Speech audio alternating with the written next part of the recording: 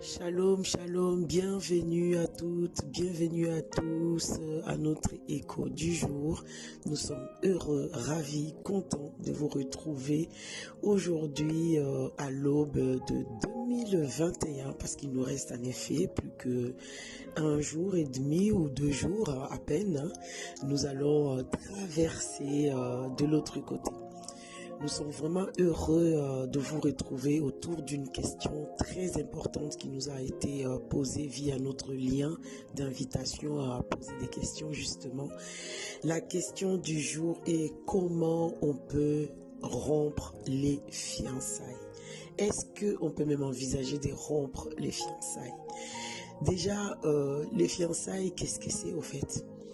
Le fiançailles est une période, une saison, lorsque deux personnes se sont rencontrées, se sont dit oui en secret. Après, ils sont partis voir chacun de son côté les parents. Les parents ont validé la relation.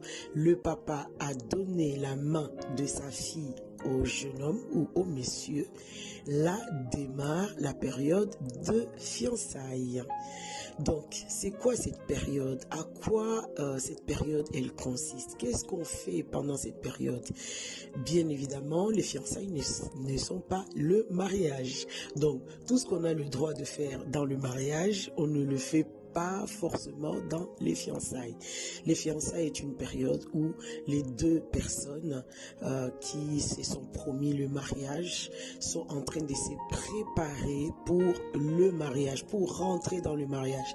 Cette période de préparation ne consiste pas seulement à faire des courses pour le jour de la cérémonie. Non. Non. La préparation pendant la période de fiançailles, c'est pas faire des courses, imaginer la fête, la cérémonie. Non, pas du tout.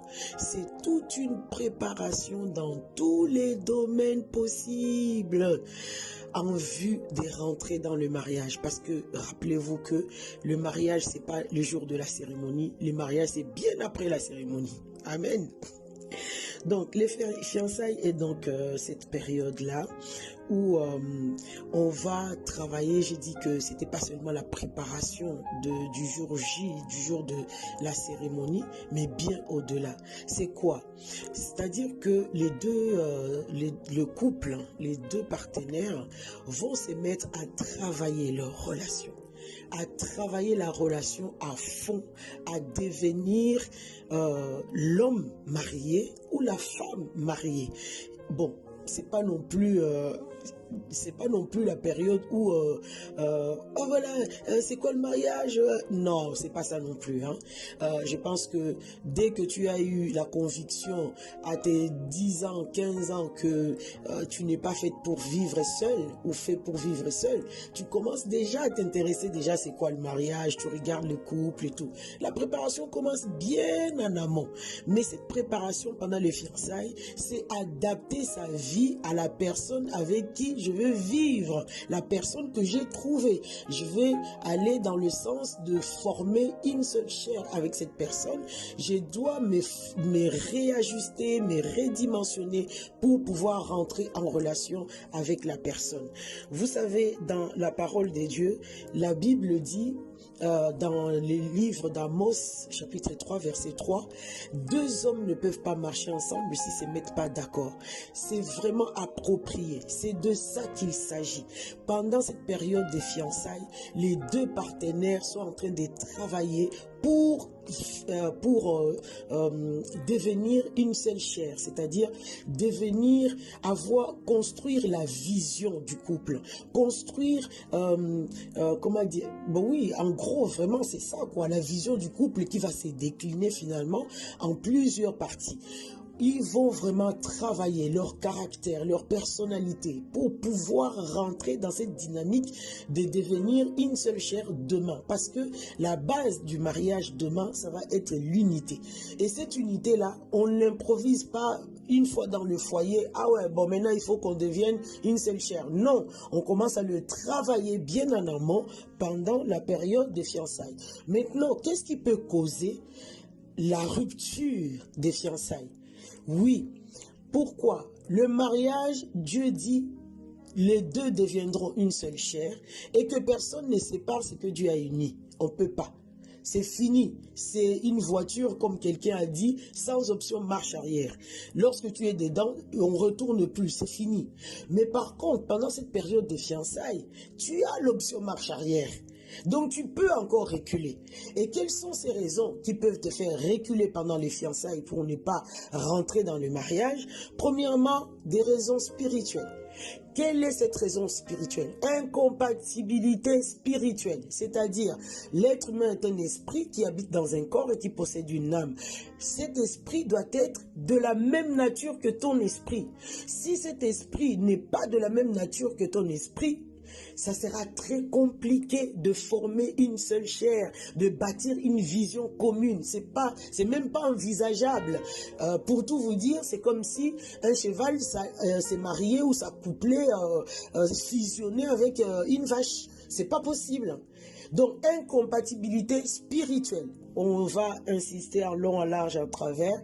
Vous avez compris que ça, c'est vraiment un problème qui est très délicat. Si, ne dis pas, non, non, non, il va se convertir, le Seigneur va... C'est même pas la peine. Va pas sur ces terrains-là. Ça, c'est ce que Dieu dit. Ça, c'est ce que Jésus a répondu à Satan. On ne tente pas Dieu. Fais pas ça. Ne fais pas ça. Dieu a dit, marie-toi avec quelqu'un qui a la même nature d'esprit que toi. Donc, arrête-toi à ce que Dieu a dit. Ne va pas tenter Dieu en disant, ah ben oui, Seigneur, je le prends, celui-là, c'est pas grave. Il va donner sa vie, il va devenir ton enfant une fois dans le foyer. Aïe, aïe, aïe. Ne fais pas ça au nom de Jésus, s'il te plaît.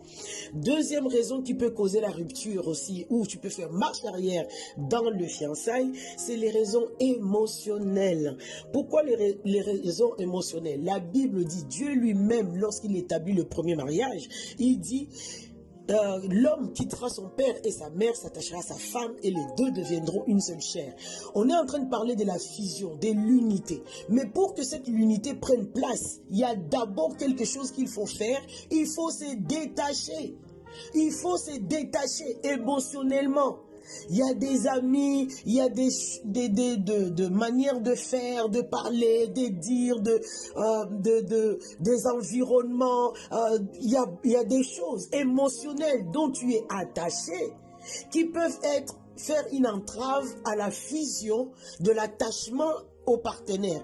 Donc ces choses-là, il faut absolument s'en détacher pour être en mesure de s'attacher.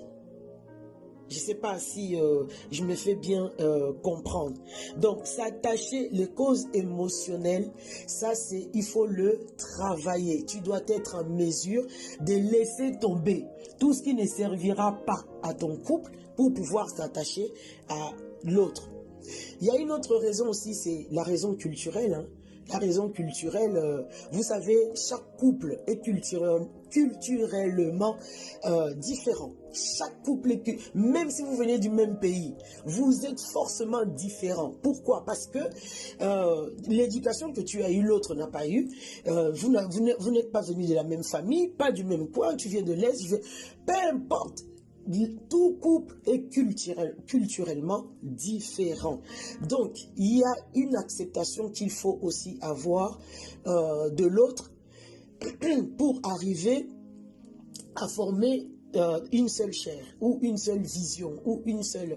Mais si tu pars déjà avec une certaine, comment dire, ascendance ou encore mépris pour dire, nous, on est une race supérieure, nous, ma famille, ou je sais pas, et puis tu méprises l'autre, d'où il vient, ce qu'il aime, sa nourriture, ou je sais pas quoi, c'est même pas la peine. Demain, ça peut faire des clashs trop graves et vous empêcher de devenir vraiment une seule chair, avoir la même vision, aller dans la même direction.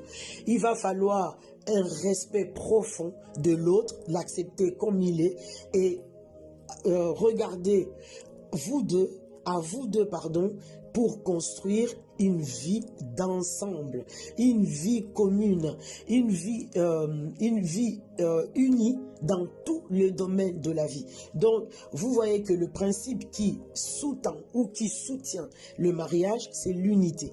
Et l'unité, on commence à la construire à partir des fiançailles, tout doucement. Et puis, ça va s'amplifier dans le mariage. Lorsque on n'arrive pas à construire l'unité pendant les fiançailles, dis-toi qu'il y a feu rouge et il faut utiliser ton option marche arrière.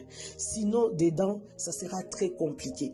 Ne te flatte pas. Ne crois pas qu'il est le dernier, qu'il n'y aura plus personne qui viendra te prendre. Non, ne va pas dans ce sens-là parce que mieux vaut rompre une relation qui a duré 6 mois, 1 an et demi, 2 ans, que d'aller plus tard dans le mariage après, au bout de 10 ans et que tu fasses l'option marche arrière, quoique ce n'est pas conseillé. Hein? Donc, vraiment, la sagesse d'en haut soit de nôtre pour que le Seigneur nous accorde la grâce à checker dès le départ que la personne avec qui je suis en train de m'engager est compatible avec moi et avec qui je vais pouvoir construire un foyer uni, harmonieux. Dans le nom de Jésus, nous avons prié pour vous. Amen.